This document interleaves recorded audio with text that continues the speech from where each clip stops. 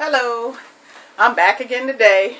I wanted to share my TBRs for the 2016 year.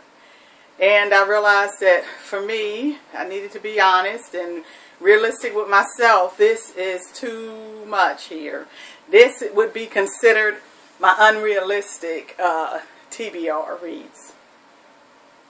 So what I'm going to do is, I got me a little box right here, but I just wanted to prove how unrealistic I am when it comes to reading based on my love of reading. So I'm going to stash all of these real quick because we're going to get to the pile that I am almost sure I can read and will enjoy reading. Didn't want to just, I like to savor my reading. I didn't want to just give myself an unrealistic number of books to read and then they're not realistic and I'm just rushing through them so that I can be in competition with everybody up here on BookTube. I just can't see me doing that.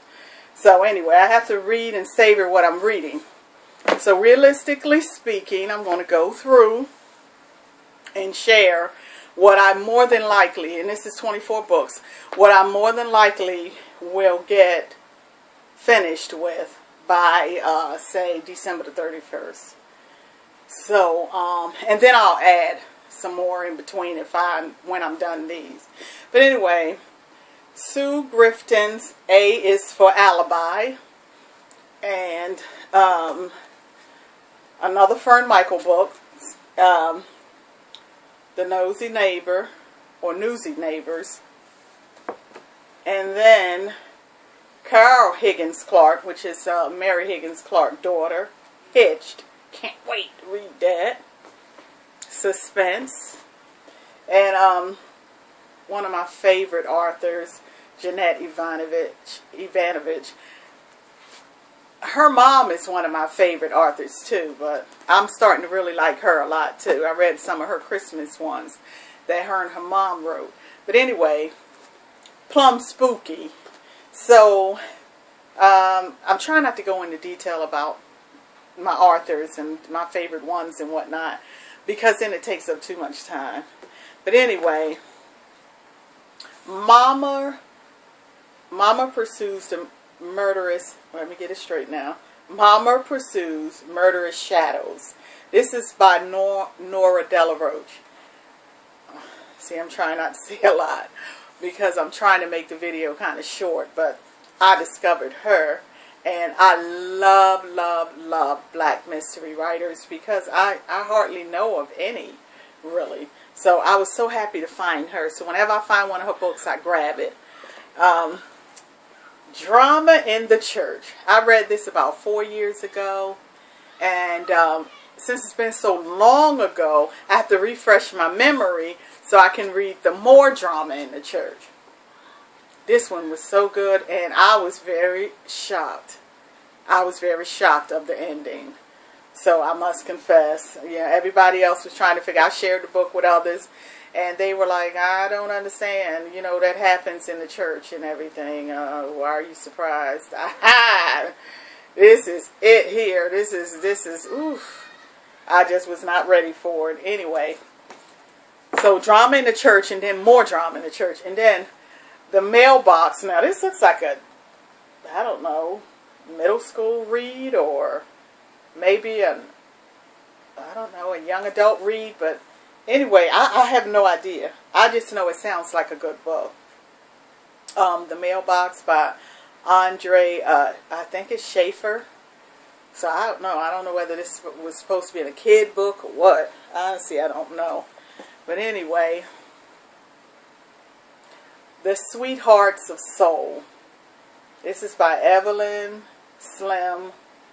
Let me see, Lambright. The tag is in the way. Let's see. Yep, it says Lambright or Lumbright.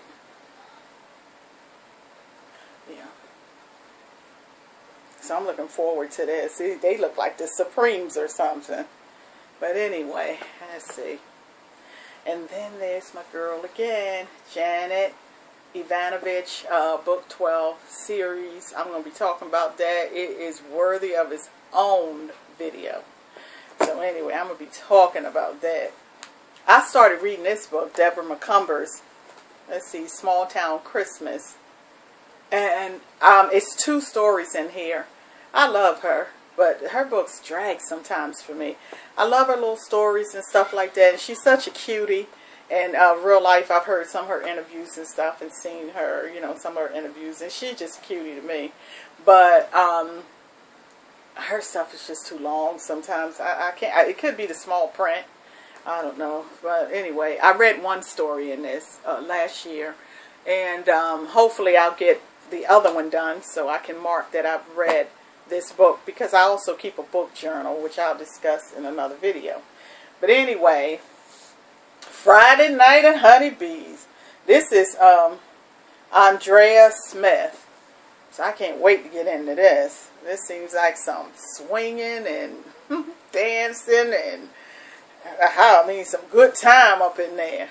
So I'm excited about reading this one. And then I'm always looking for books on happiness and how to keep my happy. It is not easy in a world like this.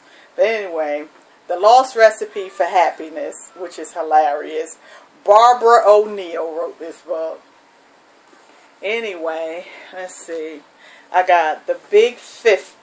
What? The Big 50-ish. Or 50s. Okay, let me start again.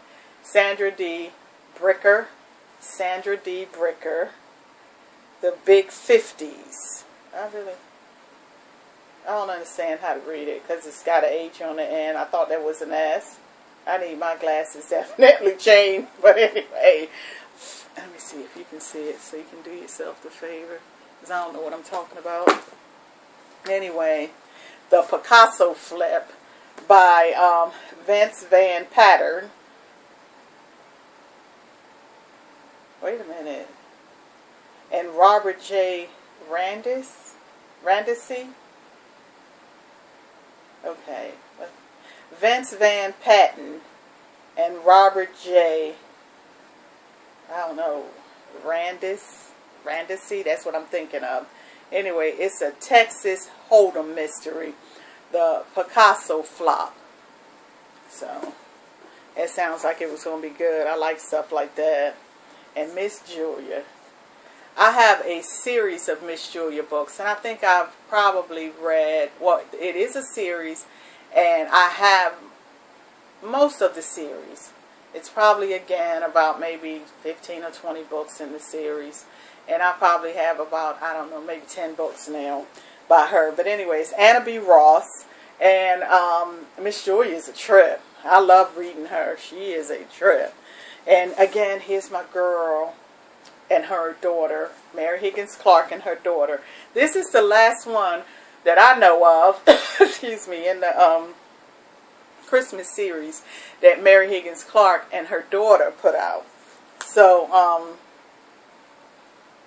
and it's called The Christmas Thief. And I'm just so looking forward to reading it. Oh, God, I love her. And The Last Valentine by James Michael Pratt. It seems like such a sweet story. Anyway, looking forward to that. And then Jerry B. Jenkins and John Perodin, The Tattooed Rats. Jerry B. Jenkins is, I think, a Christian writer. So I'm really looking forward to reading that. And then David Baldacci. Okay, Camel Club. The Camel Club. I am so looking forward to reading that because I think I have one more of the Camel Club. I have a lot of David Baldacci books, but I just haven't gotten into them yet. But I like series. That just seems like what I gravitate towards, whether I wanted to admit it in the past or not. It just seems like what I gravitate towards. Anyway, so I'm looking forward to this Camel Club by David Baldacci. And Everything I Long For is by another one of my favorite authors, Melody Carson. So she's another one of my favorite authors. She's a Christian author. So I'm looking forward to reading this as well. And The Shack. Oh, God. So many people have recommended this book for me. One of my greatest joys is, I call it hunting for books. I don't really shop. I hunt.